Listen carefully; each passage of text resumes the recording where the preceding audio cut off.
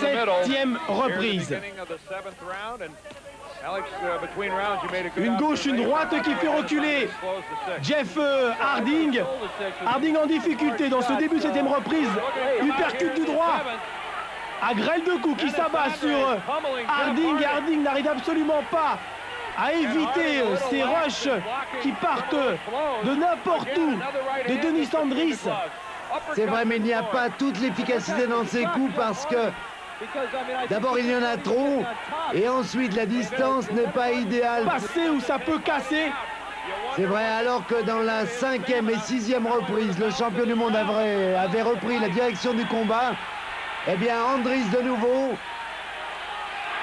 Andris laisse énormément de force dans ce round. Il continue son pressing à empêcher Harding de boxer à sa distance. Et Harding, voilà, est beaucoup plus efficace lorsqu'il s'éloigne un petit peu. Mais les deux sont pratiquement à bout. Les deux sont terriblement éprouvés.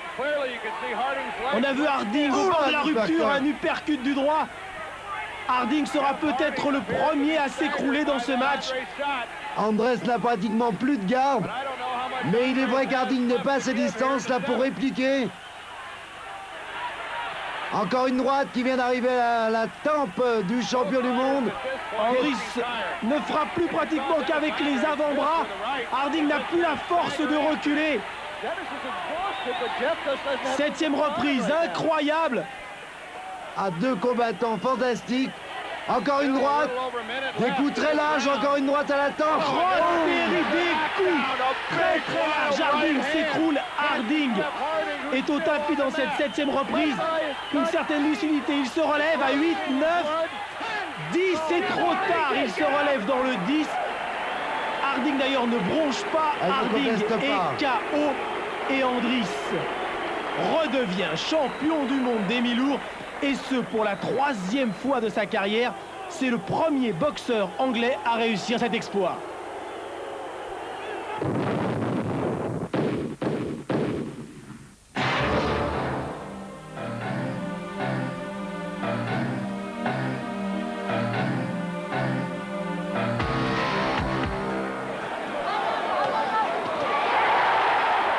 Remise du droit de Carbajal. On se rend coup pour coup dans cette quatrième reprise.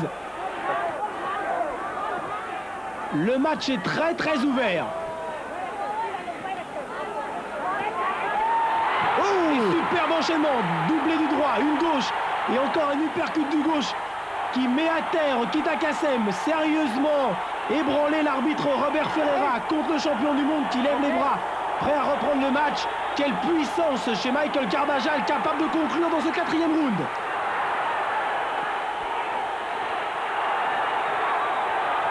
Carbajal fait le forcing, Carbajal met à terre une deuxième fois Kita Kassem. Projeté. Oui. Il est en déséquilibre, mais quand même, il ne lâche plus sa proie.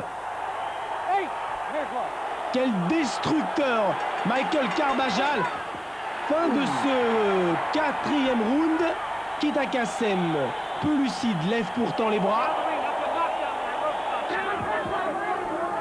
C'est pourtant ce sixième round avec le premier, le meilleur de Munshegai Kita Kassem.